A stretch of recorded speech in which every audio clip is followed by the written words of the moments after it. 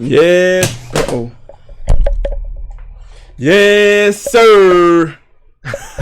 Drop my headphones, y'all. My bad.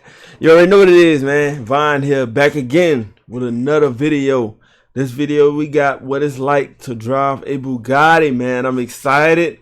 I never drove one before, so I'm very excited, man. So I'm glad y'all can, come along with me on my little drive in my Bugatti. You feel me?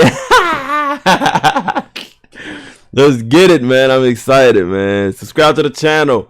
Like this video if you like the video.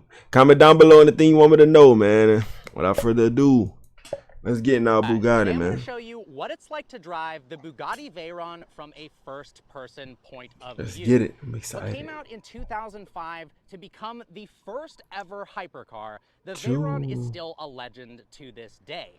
Under the hood, or in the middle of the Veyron, I should say, is an 8-liter W16 engine. That's right, 16 cylinders with 4 turbochargers, making 1,001 horsepower and 922 pound-feet of torque. 0 to 60 happens in ridiculously fast 2.5 seconds, and it goes on to a top speed of 254 miles an hour. Now get this, 254? The car has 10 radiators, and at its top speed of 254 miles an hour, it runs out of fuel in just 12 minutes. I love the active rear wing that pops up at over 120 miles an hour for added stability. It also has an incredibly cool rear end with a single exit exhaust that, if you look really closely, it's actually 2 different exhaust tips. Now, if we go ahead and go inside the car. Come on, man, we're trying to get in there. It reveals a surprisingly nice interior for its generation. It's really remained current, honestly. It doesn't feel dated whatsoever, and I'll talk about why. Let's take a look up to date. Gorgeous two-tone seats with black and red leather, Alcantara absolutely everywhere. Now, if we go down here, you'll notice there's a little key slot right here. That is for a secondary key called the speed key. If you turn that, it lowers the car to 65 millimeters off the ground, and then it can reach its top speed of 254 miles an hour. Choo! This is the standard. Got a whole nother key to touch that. Very similar 250. And a lot of Volkswagen products with the flip-out style, which is pretty darn cool. Just look at the intricate details of the car's interior. I mean, look at the controls for the mirrors and the lock and unlock. The unlock button is a picture of a Bugatti Veyron. And if you go to the window controls, they're covered in leather. The seats are completely carbon fiber in the back. Look at the pedal box here. Gorgeous aluminum. The design language is incredible. All right, let's hop inside. Now, come on, man. Yeah. Ooh, we looking nice. We looking nice. We about to start her up. To the right, then click the start button. You sound good. That W16 engine.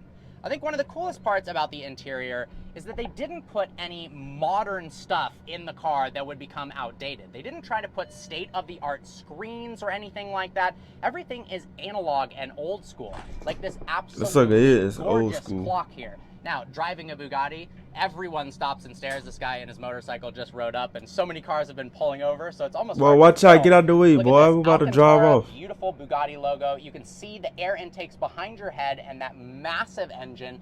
Alcantara all over the roof liner. The controls up here are also gorgeous and covered in leather. Even the mirror shape is really boy, get out my way before I run you over. The visibility is actually pretty impressive inside of the Veyron. Even the rear visibility. Stop taking pictures of my car. There are multiple modes to choose from. There is normal mode and then handling mode that drops the ride height down to 85 millimeters. We've got a launch control button right here.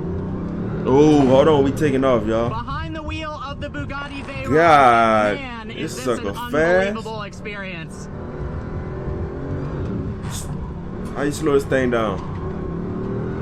Oh Lord. You know, people give the Veyron a lot of flack for not being able to handle well, but honestly, if you really get behind the wheel of one of these and start to push it really holds its own. And with that all-wheel drive, you've got a ridiculous amount of grip. And then obviously, it surges forward with tremendous amounts of power.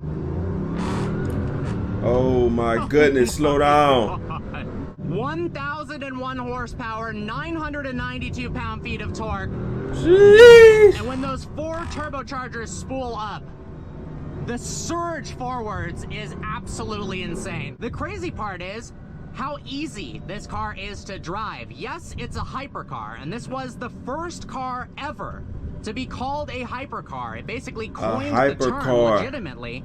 Not a supercar, a hypercar. It feels like you're driving a really high-end Bentley that when you put your foot down, and I mean that in a good way, it's really comfortable, it's really refined and relaxed. Obviously, the suspension is a bit more firm than your traditional Bentley, but it's so easy to drive. You could daily drive this, no problem at all. For real? Facts. The turning radius isn't so good. Daily drive a Bugatti is crazy. Into drive, you've got 3 different modes. Right now, I'm in sport mode, where it's gonna automatically shift for me. And then you can pump it over again, that'll put it into drive mode, and then if you pull one of the paddles, it'll put it into manual mode, where you can shift that 7-speed dual clutch automatic. Now, this is the first car ever to have a 7-speed DCT, which is a pretty big deal. Back when this came out, this transmission was revolutionary in 2005, and it paved the way for modern cars. We still have all the modern supercars and hypercars with double clutch transmissions. So 18 years later, this technology is still at the forefront. Back when it came out, nothing was like it. It shipped lightning quick, and you couldn't even feel the shifts. It was almost surreal. Today, it's very commonplace, but this transmission, even 18 years later, feels as fast as a modern day double clutch, which is just absolutely insane. Now, compared to something like the Chiron, you get more noise in the Veyron. It feels more raw, which is really, really awesome. Now, I haven't driven the Super Sport or the Pure Sport, so I don't know quite what those are like, or the Devo, but this is so much more raw, standard Veyron compared to standard Chiron. It is really, really watch out, you better watch out. Get into the cabin from that engine. Bugatti coming through, watch out. Triple B's. The turbo spool is absolutely insane. And honestly, the steering feel is pretty good. And when the turbos do spool, you get this surge of power almost unlike any other car. It doesn't have instantaneous, it doesn't punch you in the back like a hybrid, like a P1 or a LaFerrari, because it doesn't have that instantaneous response. But it also doesn't ramp up uncontrollably. All the turbos are spooling up together in this unbelievable surge of power that just pulls harder and harder and harder, all the way up to its top speed of 254 miles an hour. This thing is absolutely incredible. So I got to give a huge shout out to my friend Ted for letting me drive this thing. It's actually for sale now. You don't know what you're doing. I've got a link in the description below to the for sale ad. Oh, hold on. It's for sale, y'all. Y'all go buy that sucker.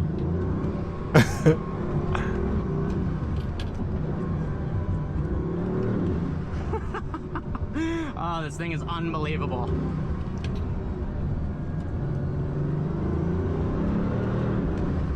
Wow. Yeah, the acceleration is just ridiculous. I mean, 0 to 60 in 2.5 seconds. Shoo. Even today, that is oh still Lord, boy, I'm scared for you. Speed. I'm scared for you. Slow that thing down. You tripping. You got a stop sign, boy. Slow down. Like a Tesla Plaid or, you know, a Rimac Nevera. It feels like you're driving a hypercar. It really does. It is a hypercar. You can daily drive legitimately to 100,000 miles if your wallet would allow for it. It really is just ridiculous. I love the interior, the beautiful leather-wrapped steering wheel, the chrome bits. This aluminum center console is absolutely gorgeous. We've got an analog clock, so it's not out of date, you know? There's no digital screens that are super old looking. It's not up to date either. This one was made in 2008. It's not like that whatsoever. You need to upgrade that thing, put a big 16-inch in there. Here, the Alcantara headliner, all of the switchgear up above my head is just insane. Even the mirror itself looks beautiful. It just it look good like that. I ain't gonna lie. It look good like that. Spectacular car. Man, I really want one of these things. To buy this for sale, really, you just said it. I would love to own this car. Yo, no, it's not as nimble get to the as Mayan like first. A P1 or a GT3 Facts. RS, but it's not supposed to be. It's a car that you can cruise around in, but at the same time, it'll hold its own in the corners, in the canyons, and you can have fun in this car. It isn't just a straight line beast. It truly is more than just that. A lot of people give it flack for its weight, not being able to corner, but the people who say that really haven't driven the car. To put it into reverse, go like this, into reverse, and there we go. All right, back into drive, just like that. Driving the Bugatti pull the is paddle to crazy. put it into first gear.